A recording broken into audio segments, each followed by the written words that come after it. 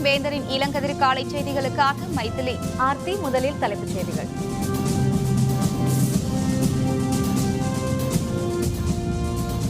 அருணாச்சல பிரதேசத்தில் குடியரசுத் தலைவர் ஆட்சி. காங்கிரஸ் மனு மீது உச்சநீதிமன்றத்தில் இன்று விசாரணை.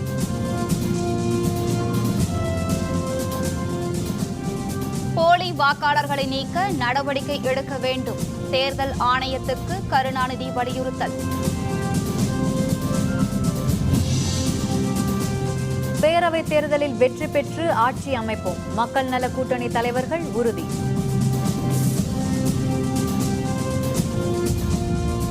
உத்தரகண்ட், ஒடிசாவில் தீவிரவாதிகள் ஊடுருவல். மக்களுக்கு காவல்துறையினர் எச்சரிக்கை.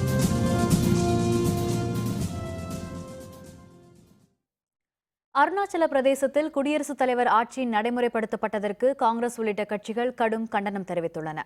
அருணாச்சல பிரதேச சட்டப்பேரவைக்கு 2014 நடைபெற்ற தேர்தலில் மொத்தமுள்ள 60 இடங்களில் 42 இடங்களில் வெற்றி பெற்ற காங்கிரஸ் கட்சியைச் சேர்ந்த நபம் துக்கி முதல்வராக பொறுப்பேற்றார். இதனிடையே கடந்த டிசம்பர் மாதம் காங்கிரஸ் கட்சியைச் சேர்ந்த 21 எம்எல்ஏக்கள் கட்சியிலிருந்து விலகி பாரதிய ஜனதாவில் இணைந்தனர். காங்கிரசிலிருந்து பிரிந்து சென்றவர்களும் பாரதிய ஜனதா உறுப்பினர்களும் பேரவைக்கு வெளியே தனி கூட்டம் நடத்தி முதல்வர் நபம் துக்கியை பதவி நீக்கம் செய்தனர். காங்கிரஸில் பிரிந்து சென்ற காலிகோபுல் என்பவரை முதல்வராக தேர்வு செய்தனர். இதற்கு குவாஹாட்டி நீதிமன்றம் தடை விதித்தது. அருணாச்சல பிரதேசத்தில் ஏற்பட்டுள்ள அரசியல் நெருக்கடியை அடுத்து மாநிலத்தில் குடியரசுத் தலைவர் ஆட்சியை அமல்படுத்த மத்திய அமைச்சரவை பரிந்துரை அளித்தது. இதற்கான ஒப்புதலை குடியரசுத் தலைவர் பிரணாப் முகர்ஜி நேற்று வழங்கி உத்தரவிட்டார். இதற்கு காங்கிரஸ் உள்ளிட்ட கட்சிகள் கடும் கண்டனம் தெரிவித்துள்ளன. They want to disturb such governments.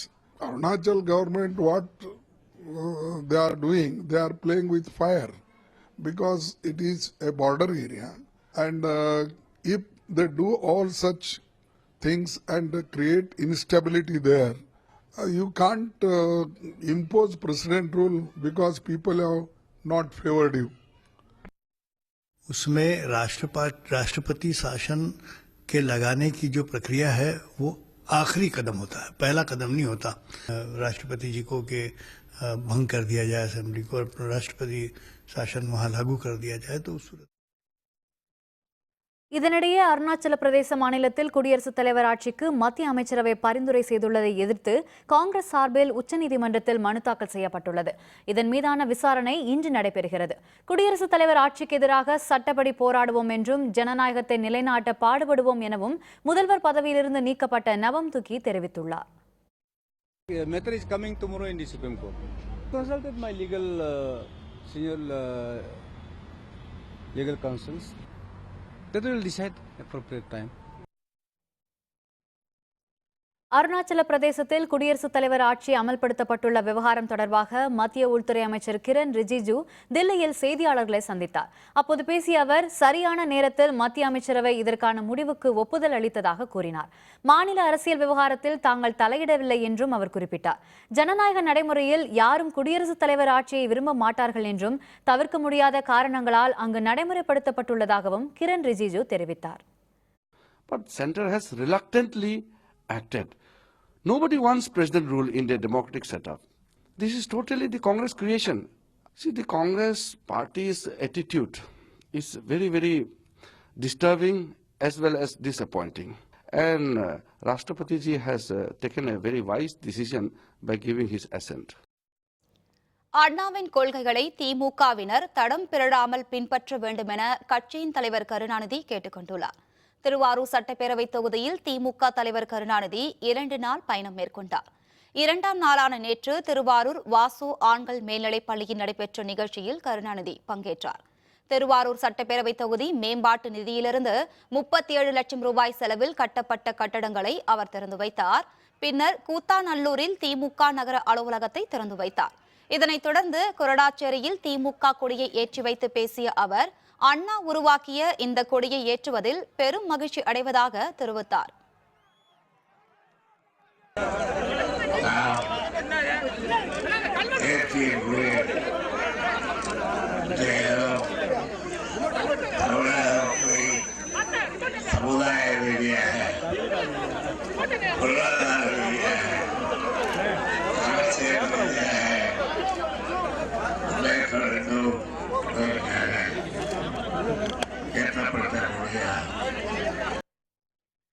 வாக்காளர்களை நீக்க தேர்தல் ஆணையம் நடவடிக்கை எடுக்க வேண்டும் என்றும் திமுக தலைவர் கருணாநிதி வலியுறுத்தியுள்ளார். 2 நாள் பயணத்தை முடித்துக் கொண்டு கம்பன் விரைவு ரயில் மூலம் கருணாநிதி இன்று அதிகாலை சென்னைக்கு திரும்பினார். எழும்பூர் ரயில் நிலையத்தில் திரளான திமுகவினர் திரண்டு அவருக்கு வரவேற்பு அளித்தனர். அப்போது பேசிய கருணாநிதி, சட்டப்பேரவைத் தேர்தலில் திமுகவின் பிரச்சாரம் தேர்தலை மையப்படுத்தி இருக்கும் என தெரிவித்தார். ஏற்கனவே 40 லட்சம் போலி வாக்காளர்கள் இருப்பதாக தேர்தல் ஆணையத்தில் புகார் அளிச்சிருக்கீங்க. இதுவரைக்கும் எந்த நடவடிக்கையும் இல்லை. இது குறித்து உங்களுடைய கருத்து என்ன? புகார்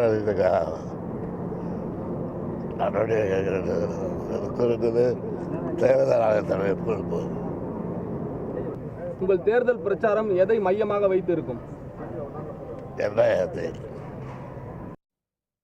தமிழக சட்டப்பேரவை தேர்தலில் வெற்றி பெற்று மக்கள் நல கூட்டணி ஆட்சியமைக்கும் என கூட்டணி தலைவர்கள் தெரிவித்துள்ளனர்.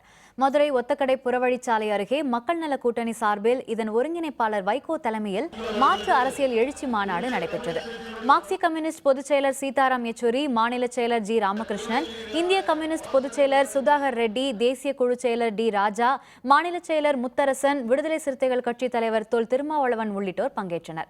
மாநாட்டில் உரையாற்றிய மக்கள் நல கூட்டணி தலைவர்கள் வரும் சட்டப்பேரவை தேர்தலில் மக்கள் நல கூட்டணி வெற்றி பெற்று ஆட்சி அமைக்கும் என்றும் தமிழக மக்கள் மாற்றத்தை எதிர்பார்ப்பதாகவும் தெரிவித்தனர்.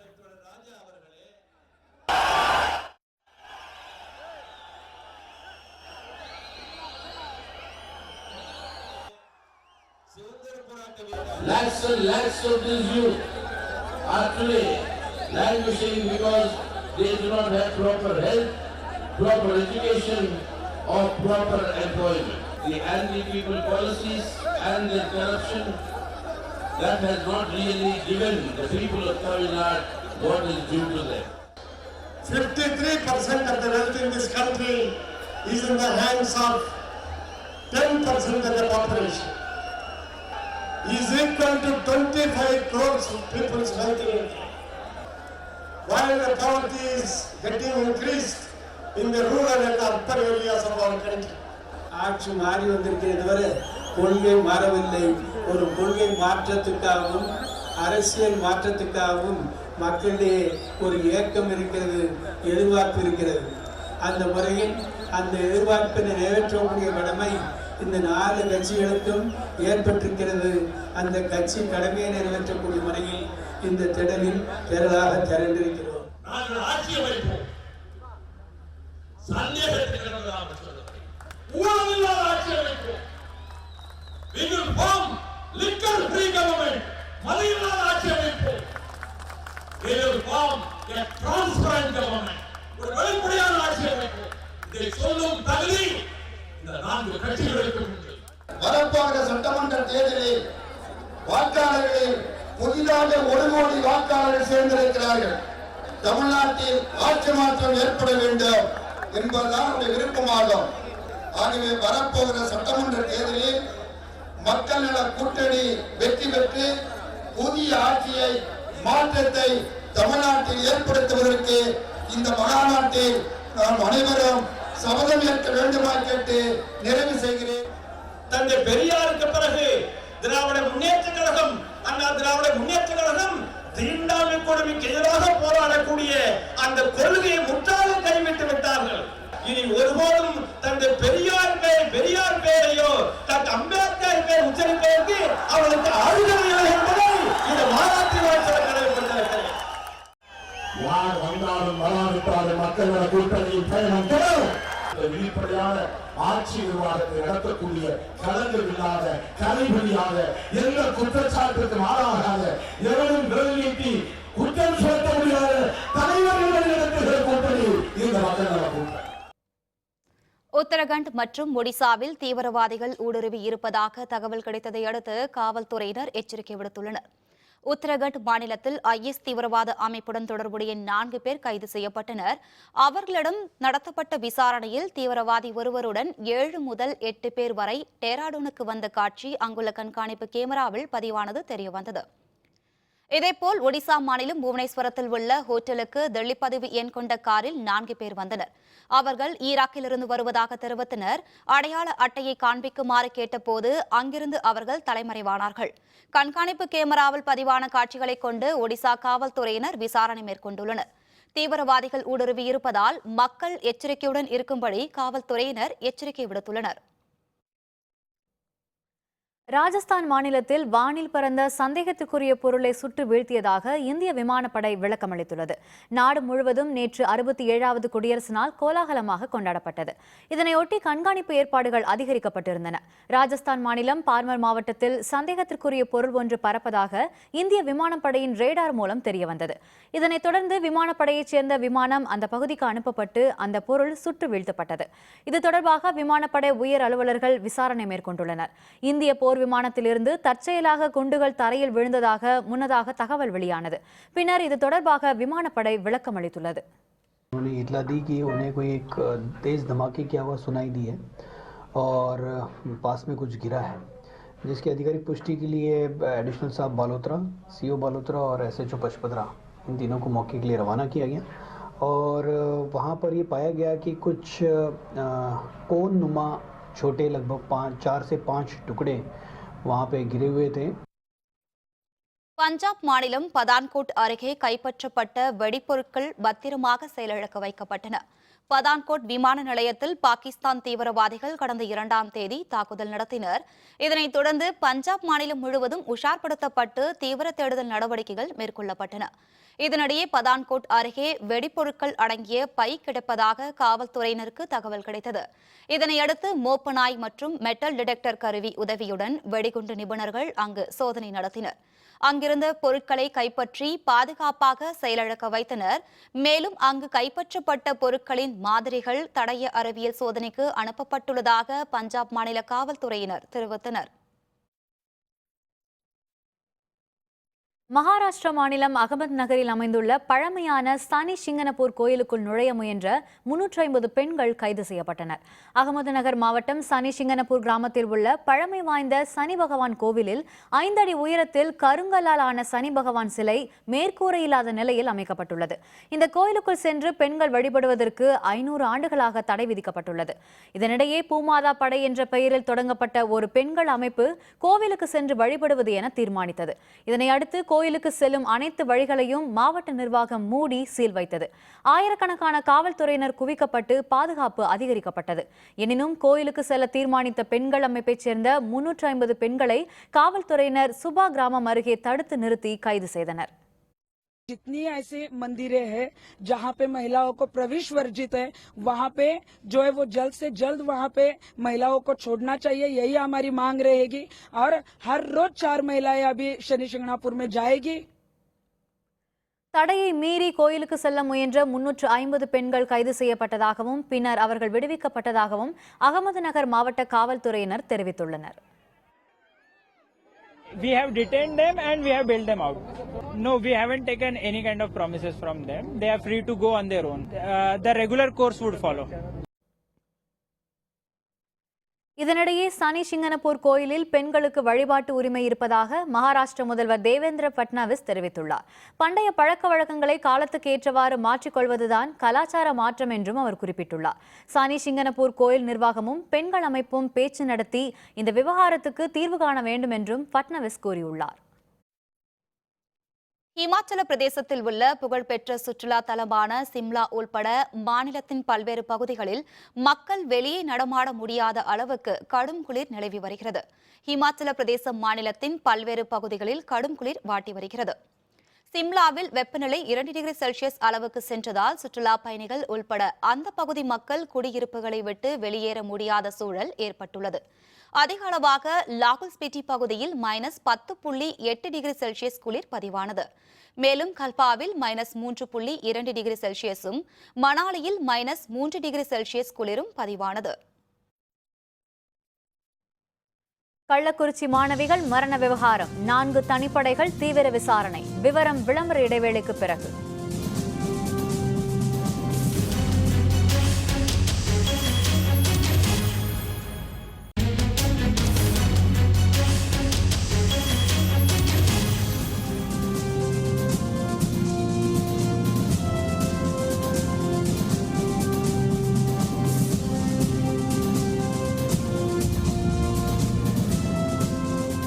செய்திகள் தொடர்கின்றன.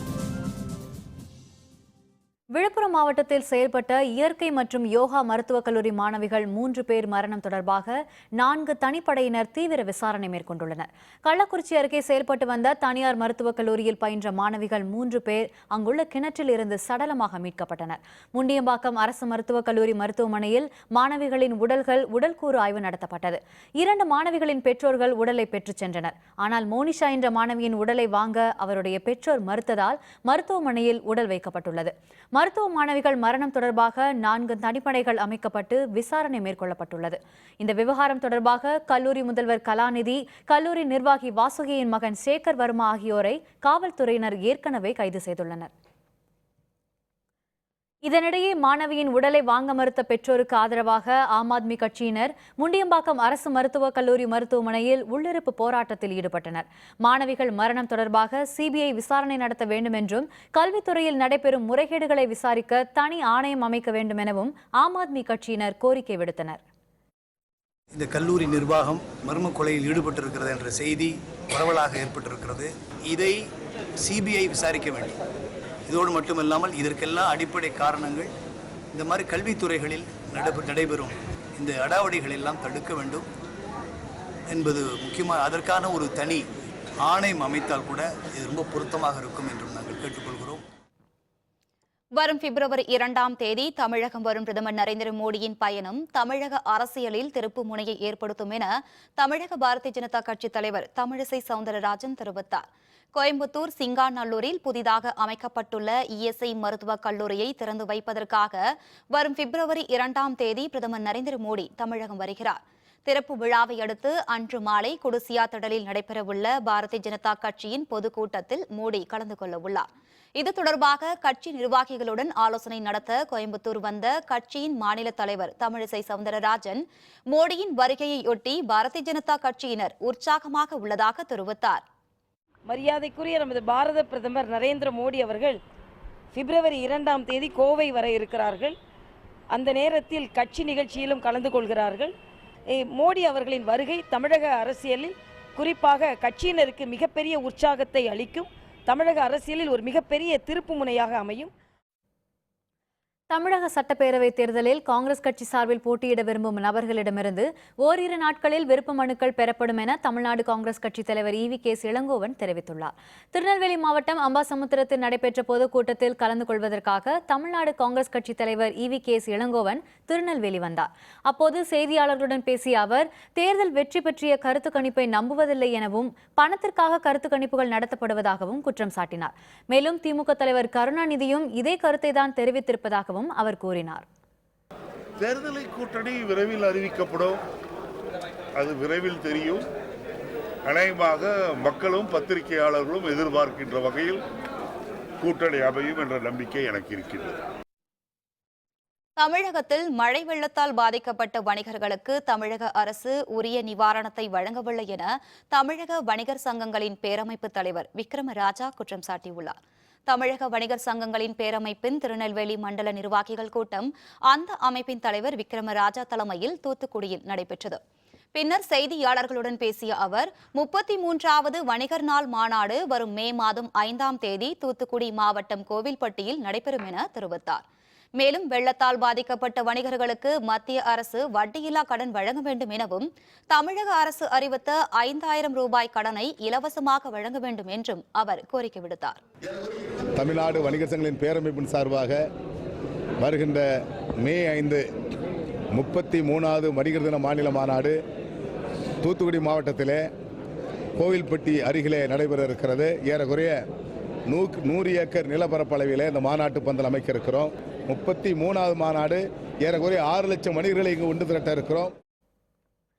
பிரபல தனியார் நிதி நிறுவனத்தின் ஈரோடு கிளை அலுவலகத்தில் 393 சவரன் போலி நகைகளை அடகு வைத்து பணம் பெற்றவர்கள் மற்றும் கிளை மேலாளர் உட்பட 3 பேரை காவல்துறையினர் கைது செய்துள்ளனர். கேரளத்தை தலைமையகமாக கொண்டு செயல்பட்டு வரும் தனியார் நிதி நிறுவனத்தின் ஈரோடு கிளை அலுவலகத்தில் தணிக்கையின் போது போலி நகைகள் இருப்பது கண்டறியப்பட்டது. இது தொடர்பான விசாரணையில் அந்த கிளையின் மேலாளர் நாகராஜன் உட்பட 3 பணியாளர்களை காவல்துறையினர் கைது செய்தனர்.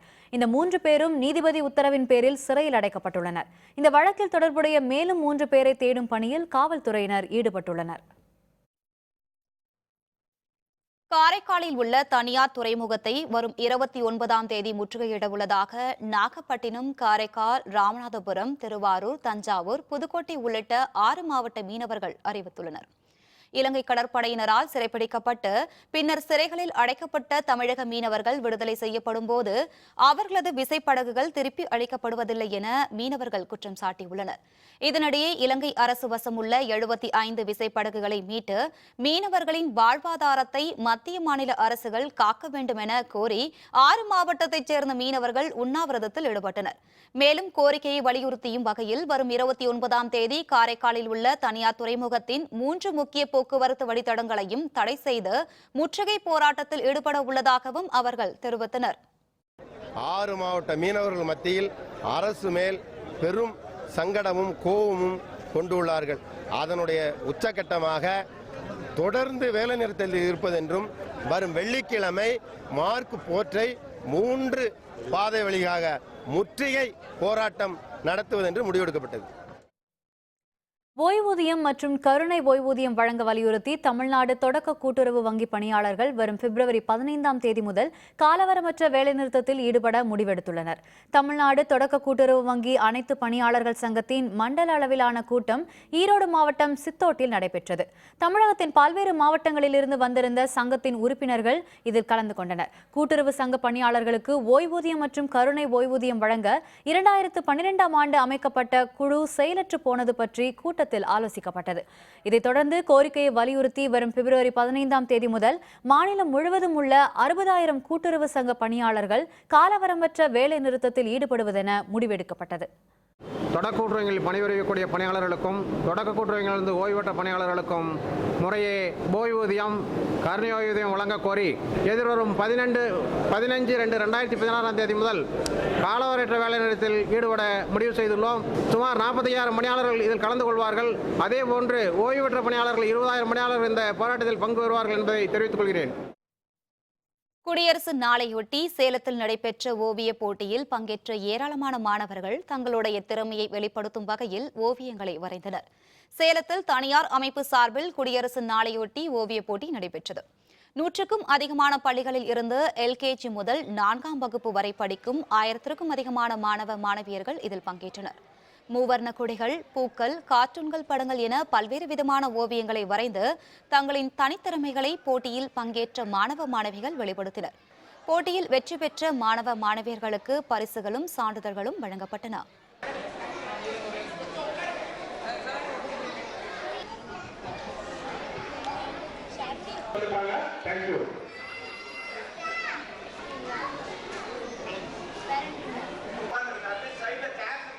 குடியரசு தின விழாவில் அவங்களுடைய தனி திறமையை வளர்க்கறதுக்காக வெளிக்கொண்டு வரதுக்காக இந்த ப்ரோக்ராமை நாங்கள் நடத்துகிறோம். இதில் 5 வயசுல இருந்து குழந்தைங்க பார்ட்டிசிபேட் பண்ணுறாங்க. அவங்க பார்த்தீங்க அப்படின்னா அவங்க ஷேப்ஸை வச்சு அவங்களுக்கு இந்த குடியரசு தின விழாவுக்கான ஒரு கலை நிகழ்ச்சி எல்லாத்தையுமே அவங்களோட பிக்சர்ஸில் கொண்டு வந்து ட்ரா பண்ணுறாங்க. அவங்களுடைய ஃப்யூச்சருக்கு இது ஒரு நல்ல ஆரம்பமாக இருக்கும். ஆஸ்திரேலிய ஓபன் டென்னிஸ் போட்டி அரையிறுதிக்கு முன்னேறிய சானியா ஹிங்கிஸ் இணை. விவரம் விளம்பர இடைவேளைக்கு பிறகு.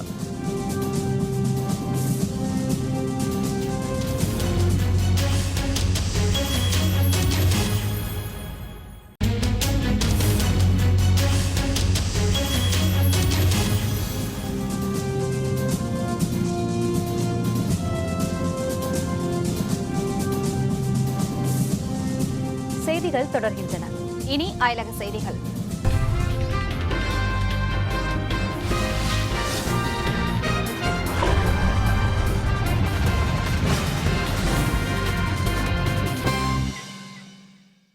பிரான்ஸ் நாட்டில் இடதுசாரி கூட்டணியின் அழைப்பை ஏற்று நாடு முழுவதும் பொதுத்துறை பணியாளர்கள் போராட்டத்தில் ஈடுபட்டதால் குறிப்பிட்ட விமான சேவைகள் உள்பட பல்வேறு சேவைகள் முடங்கின.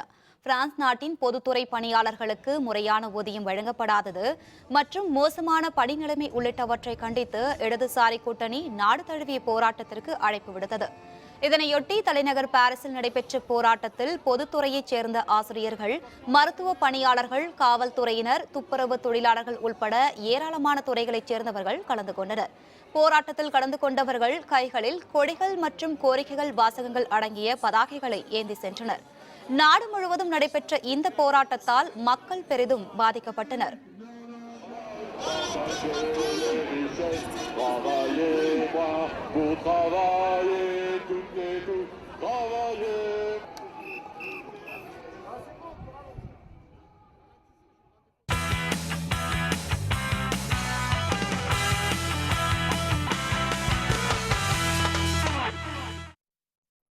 ஆஸ்திரேலிய ஓபன் டென்னிஸ் பெண்கள் இரட்டையர் பிரிவு ஆட்டத்தில் இந்தியாவின் சானியா மிர்சா சுவிட்சர்லாந்தின் மார்டினா ஹிங்கிஸ் இணை அரையிறுதி சுற்றுக்கு முன்னேறியுள்ளது.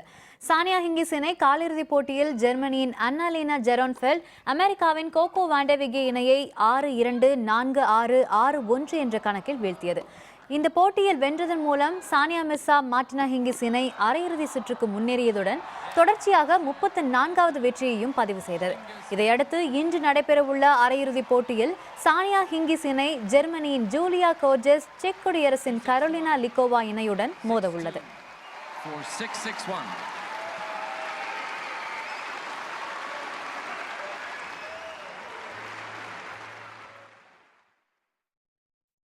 வங்கதேசத்தில் இன்று தொடங்கவுள்ள 19 வயதுக்கு உட்பட்டோருக்கான உலகக்கோப்பை கிரிக்கெட் போட்டி வரும் பிப்ரவரி 14ஆம் தேதி வரை நடைபெறவுள்ளது. 19 வயதுக்கு உட்பட்டோருக்கான உலகக்கோப்பை கிரிக்கெட் போட்டி வங்கதேசத்தில் உள்ள சிட்காங்கில் இன்று தொடங்குகிறது.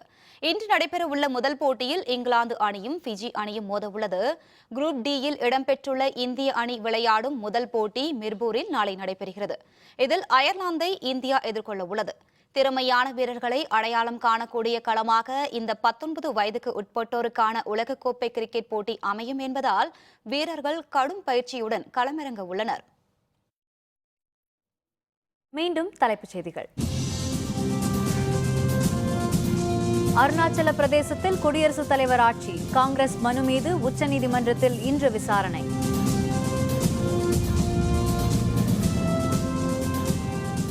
போலி வாக்காளர்களை நீக்க நடவடிக்கை எடுக்க வேண்டும், தேர்தல் ஆணையத்துக்கு கருணாநிதி வலியுறுத்தல். பேரவைத் தேர்தலில் வெற்றி பெற்று ஆட்சி அமைப்போம், மக்கள் நல கூட்டணி தலைவர்கள் உறுதி.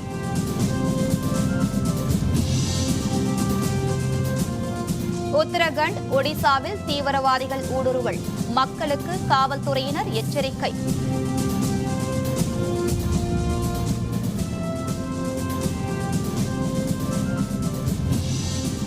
இத்துடன் வேந்தரின் இளங்கதிர் காலை செய்திகள் நிறைவடைந்தன. மீண்டும் பகல் 1:30 உச்சி வேளை பகல் செய்திகளில் சந்திப்போம். வணக்கம்.